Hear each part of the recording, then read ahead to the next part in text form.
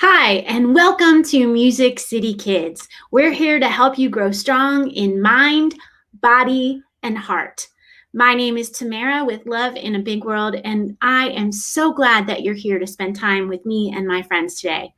We've got movement, we've got money, we've got science, music, and so much more. It's going to be a great show. And today we're talking about forgiveness. Forgiveness is letting go of anger over a wrong, putting another's wrongs behind.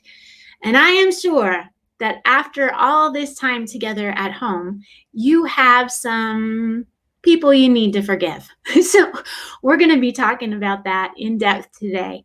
One of the things that I've learned about forgiveness is that it helps heal my heart, and it also helps reconnect me with the people that I love. So many times when somebody hurts us with their words or actions, we put up a wall and we don't want to let anybody in. And the problem with that is that it keeps us from giving or receiving love. So with forgiveness, we find freedom. First up today is my friend Jacob with Hand, Eye, Body. Take it away, Jacob. Today we're going to learn a move called the Drop and Catch Challenge. Here's how it works. You're going to take a ball and you're going to hold it about eye level in front of your face. But first, I want you to close your eyes. Keep your eyes closed. Move the ball to a random spot to stop, and let's say here. Now I'm going to line the other hand where I think it should go under the ball to line up. It should be about waist level. Now when I figure out the point to stop, I'm going to pause, and then I'm going to drop and catch. All of that is with your eyes closed. Don't open your eyes until you drop the ball and catch it. It seems like, how did I make that catch? But really, what happens is your brain, without even looking, knows where this joint is, where this joint, where these muscles are, and it knows where in space it is. It knows where the ball is through your hand, through your arm, and it knows where this arm is. So it knows how to line them up together. It's the same reason if you close your eyes, you can touch your nose. It's a sense called proprioception. It's the body's awareness of where it is in space. So try that with the other hand as well. I'm going to close my eyes. I'll pick there, line this one up, drop it, and catch it. Don't worry if you drop, just pick it up if it falls on the ground and try it again. It's a lot of fun once you get it. All right, so if you want an advanced version, try this. You'll hold the ball in front of your face, but this hand, the one that's catching, keep by your side until you drop it. Once you release this ball, then you move your hand quickly to make the catch. Let's try it. So I'm gonna go here and stop, and that's it. So have fun with that. It's called the Drop and Catch Challenge. All right. Oh, Jacob, I'm trying, and I dropped the ball. You know, what I've learned is that so many times in relationships, when somebody hurts us or does something wrong to us, it's dropping the ball, right? And the way that we can make things right is with forgiveness. So this is something that I learned when I was really little. My mom and dad would say, okay, if you've got a problem with somebody, you need to go to them and say, you know, you did this thing, and then name what it is, and it really hurt me. And give them a chance to apologize for that. And when they apologize, it's not just, oh yeah, whatever, I'm sorry. It's, I'm sorry, I was wrong for calling you names, or I was wrong for taking your last cereal, whatever it is. And then for me to respond with, I forgive you. Not just, oh, whatever, or it's okay. It's not okay when somebody hurts us. And there's so much power in those three simple words, I forgive you. It brings freedom to our hearts, and it helps restore relationship. So think about that. Next up is my friend Courtney and his daughter Ever with some information for us about our money. Hi guys, it's Ever, and I'm back with another MusiCity Kids video. today we are going to do the last 2 scavenger hunt questions. So, my beautiful dad, Courtney, here to say hi. Hey! So, let's just get right into the video. Dad, go ahead.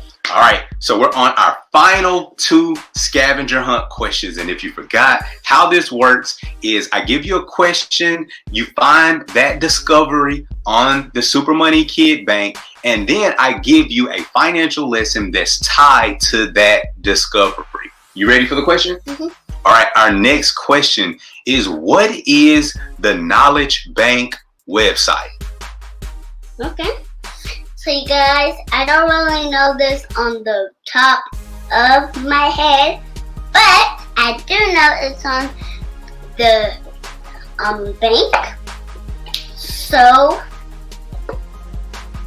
you can't read this. So Daddy, read it. All right, so the website is knowledgebank.money/Super Money Kids. So you guys, you can follow us on Instagram or Facebook. So and you can find it on the website as well. Our financial lesson associated with that question is that it is important to know where you can get answers to your money questions. Of course, you can come to us or you can ask an adult. All right, Ever, it's time for our very last scavenger hunt question. Are you ready? Yes. Okay. Final question. From left to right, which order should the banks be organized? Save, spend, and check. So save is the green one. Spend is the purple one. And share is the orange one. All right, and our financial lesson tied to that last discovery is that you keep your banks in the order of what is most important. All right, so we want to remember to save first, spend second, and don't forget to share. Don't forget to share. That concludes our scavenger hunt financial lessons. Back to you, Tamara. Back to you, Tamara. Thank you, Courtney. Thank you, Ever. I love that last financial lesson you gave us about save first, spend second, and don't forget to share. Next up is our friend Janet from Janet's Planet, and she has a very special video for us today about Dr. Jim Rice. And she shared with me some insight about his life. Did you know that when he was younger, his teachers told him that he wasn't smart enough to follow his dream? They said that he would never, ever make it to NASA. He would never, ever be a super scientist. But you know what? He's done incredible things. Take a look.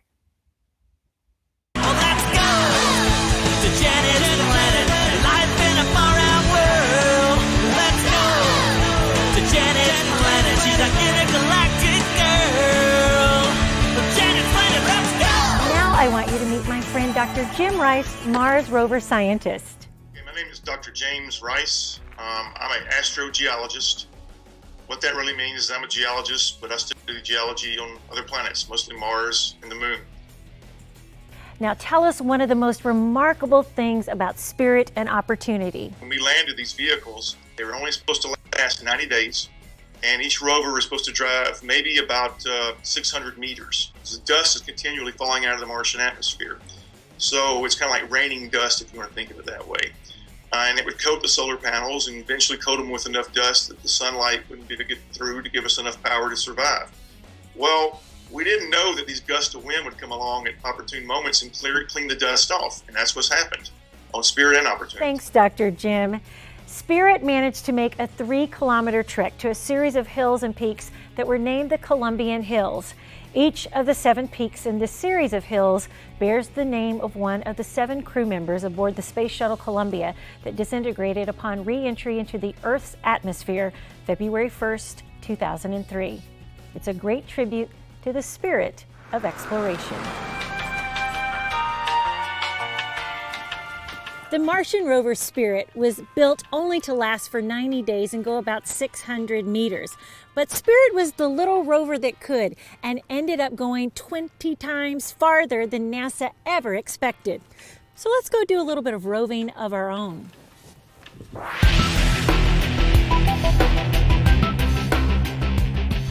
Spirit actually lasted over 20 times longer than NASA scientists ever expected. In fact, it logged 7.73 kilometers, or about 4.8 miles, instead of the originally planned 600 meters. What this allowed for was a lot more extensive geological survey analysis of the planet. Way to go, Spirit.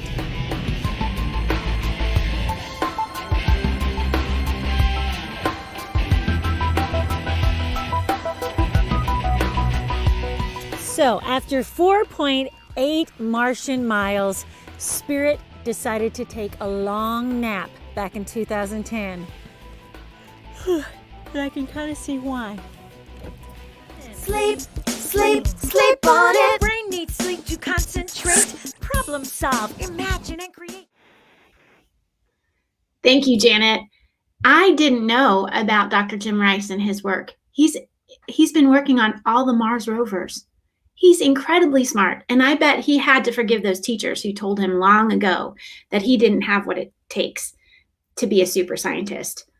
It's a lesson for us. I wonder what would have happened if Dr. Jim had not forgiven those who hurt him with their words. I wonder if that would have kept him from achieving his dreams. So one of the benefits of forgiveness is that it sets you free to pursue what's really in your heart. I want to share a book with you today, Under the Lemon Moon by Edith Hope Fine. It's a great read for you or for your siblings. You can share it with them. It's all about forgiveness. Next up, my new friends, Presley and Taylor, with some music for us. Thanks so much, Tamara. I'm Presley. And I'm Taylor. We're Presley and Taylor, and we're so excited to share our song, Where You Belong, with all of you today. But before we do that, we just want to remind you how important it is to forgive yourselves, first of all, and to forgive others, too. Absolutely. I mean, you're going to mess up and make mistakes, but once you own those mistakes, it's so important to learn to forgive yourself and to forgive others. I mean, Presley and I, we're sisters. We're working towards a career in the music business, and sometimes we butt heads just because we're so passionate about where we're going. And it's just so important to remember to forgive each other so that we can move forward and grow. Yeah, and the best part about forgiveness and forgiving someone is knowing that someday you're going to need to be forgiven. And when that happens, you guys are going to be right where you belong.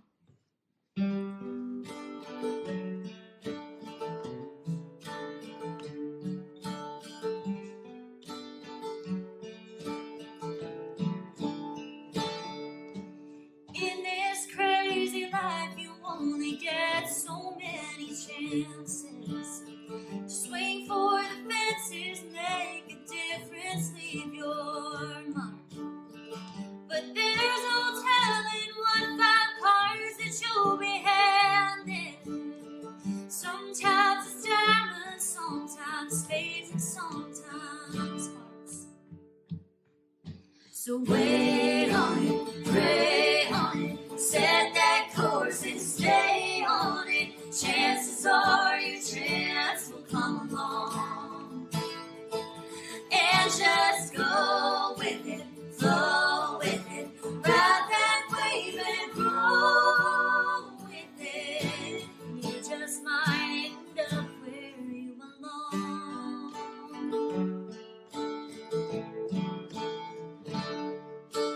Destiny comes knocking and you hear the doorbell ringing. Leave your door wide open so it doesn't have to knock. Trust your gut, don't let your brain do all the thinking. 'Cause if you don't, somebody else might get your shot. So wait on it, pray on it, set that course and stay on it. Chances are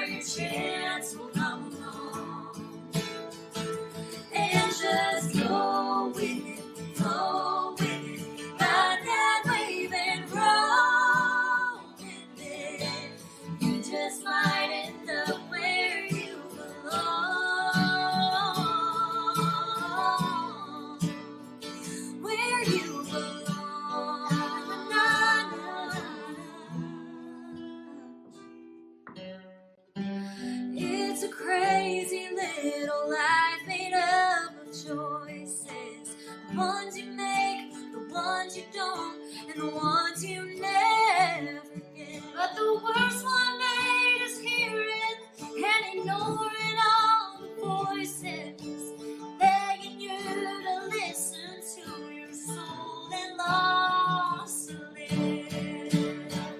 So wait on it, pray on it, set that course and stay on it. Chances are your chance will come along. And just go with it, go with it, ride that wave and go with it. You just might end up where you belong. Na na na na na na na, where you belong.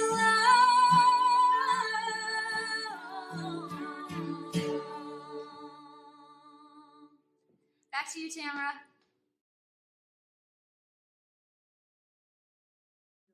Absolutely beautiful, and so much truth in your lyrics. You know, friends, I love being here in Nashville, Tennessee. We're coming to you live, and we are a city full of music, all different types of music. And I love being able to share that with you. Next up is my friend Dr. Don with his second part on anxiety. Hey, Music City Kids, Dr. Don here with my friend Chuck, and we're here for part 2 of what we talked about last time with anxiety. So to recap, last time we talked about how the sympathetic nervous system takes over, and the offenders for that were energy drinks and a lot of sugar. So we wanted to get those out of the diet very slowly but surely. Now, there are other things that can help our brain function properly, and these are vitamins and minerals, and they can come from our food. So when we take out those other stuff, other bad stuff, we want to put good stuff in. So there's a mineral called magnesium. Now, even our government says that 40% of the country does not get enough magnesium in their diet. So they're not getting the recommended daily allowance for magnesium. Not from their food, not from supplements, not from anything. So we want to make sure, and magnesium will calm the nervous system. So we talked about how the nervous system gets hyped up. Magnesium calms the nervous system, and it works very, very well. But where does it come from? It comes from leafy green vegetables. And if you don't like them, get used to them, because that green has magnesium all in it on a chemical level. So things like spinach, asparagus, and avocados. You know, avocados have a lot of magnesium, and they got a lot of potassium too, but don't tell the bananas. But they're actually a better source of potassium than the bananas are. So we get these minerals from the vegetables. Well, we're also wanting to look at other things like folate, and folate is a specific B vitamin, but they also come from the leafy green vegetables. So remember those. Now, there's other B vitamins that we don't get from leafy greens, like B12. Now, those will come specifically from animal meats, and we like to get good quality, conservatively harvested, but things like salmon, chicken, and beef, those will get a lot of other B vitamins besides B12. They also get B3 and B6, so a lot of different B vitamins, and those B vitamins help your brain get the gears turned properly, help slow them down when they need slowing down, and it helps speed them up when they need speeding up. Keeps you on an even keel. So, super simple. Eat your veggies, people, and drink your water. Stay away from sugar. You can do this. It's not rocket science. It's really not. But magnesium, B vitamins, and stay away from sugar. Leafy greens, avocados, salmon, chicken, beef, good quality. And again, I can't express it enough. Get rid of the sugar and the energy drinks. And these are really easy steps to take that would help you feel better. And breathe. That's the last step. Good, learning to do big breaths. And Miss Ricky has been talking a lot about how to breathe. That is a huge, huge factor for anxiety. So I hope you got some good tips out of this, and we'll talk to you guys next time. Back to you, Tamara. Thank you, Dr. Don and Chuck. You know, I love spinach and asparagus and avocados, and I need to be mindful of eating more of them because I didn't realize how good they were for me. So maybe we can all make sure this time that we are eating our greens. Dr. Don mentioned Ricky, and I just wanted to make a note. Ricky's not with us on today's show, but she's on a lot of Music City Kids episodes, and she does teach us about breathing and yoga. So tune in to what's happening with Music City Kids, and you're going to get lots to help you grow strong in mind, body, and heart. Next up is my friend, Dr. JPOP, helping us move and groove.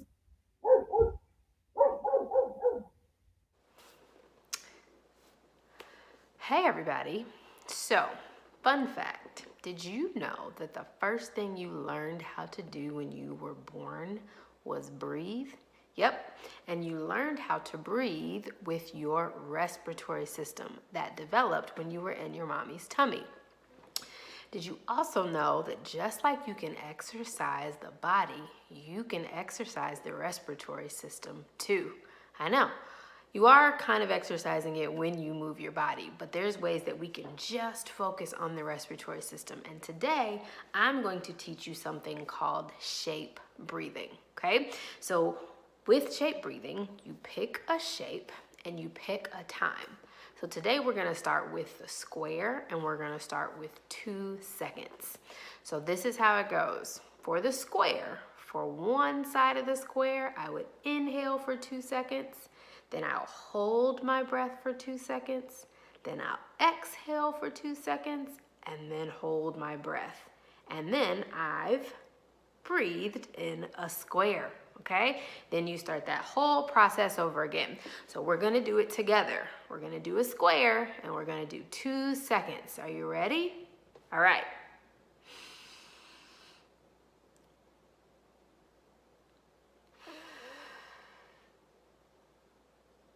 One more time, okay?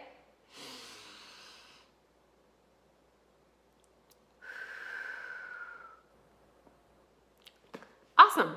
You have breathed in a square twice and you held it all for 2 seconds. Now you can do a square, you can do a rectangle, you can do a triangle.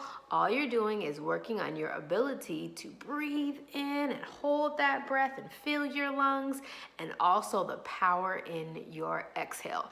Now this is something that I actually teach to some of my kids when they're in pain.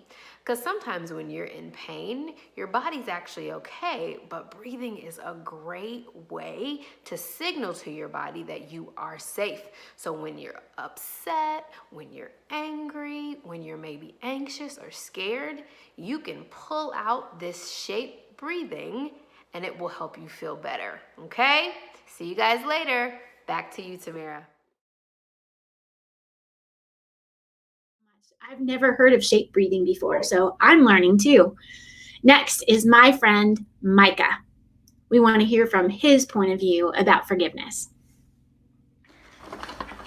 Hi, my name is Micah Poe, and the symbol of forgiveness is Nelson Mandela.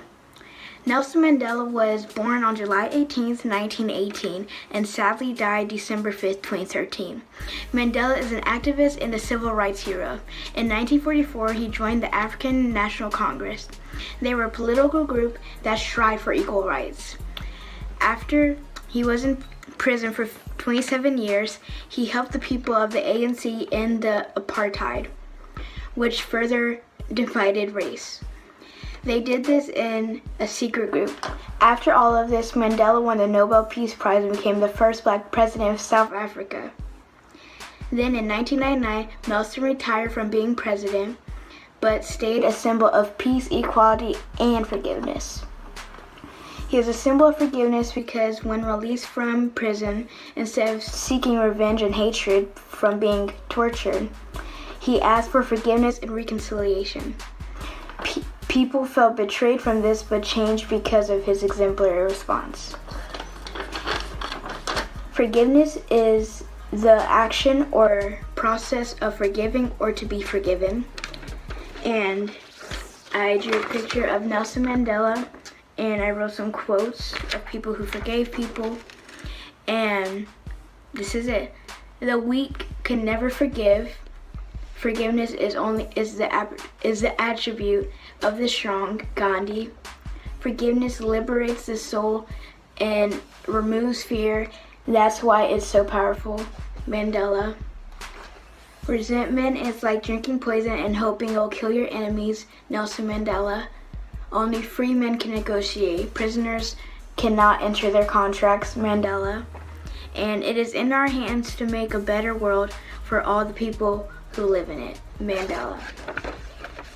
Bye. Thank you, Micah. You know, the one quote that really stood out to me that you shared with us, Micah, is the one from Nelson Mandela about resentment is like drinking poison and thinking it's going to hurt the other person. Forgiveness is about what happens in our own hearts. And, you know, I've had to work through forgiveness with people sometimes, and I don't even have the conversation. It's just something I need to do in my own heart that sets my heart free. And then when I do see those people again, I'm able to be kind to them, regardless of what they've done to me. Here's another African proverb for us to consider. He who forgives ends the argument. And I don't know about you, but I don't have any time for arguments. We've got more important things to do, like rebuilding our world after this quarantine, right? So I want you to take a moment and think with me. Who do you need to forgive and why? And find a few quiet moments today. Write this down in a journal or on some paper. Work through what you need to so that your heart can be clear, so you can give and receive love. Forgiveness is letting go of anger over a wrong, putting another's wrongs behind. It doesn't mean it didn't happen. The hurt happened.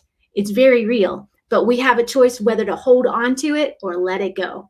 And I'm telling you, it's much better for your mind, body, and heart to let that anger go. This is MusiCity Kids, and we are here to help you grow strong in mind, body, and heart. Thanks for tuning in. We'll see you next time.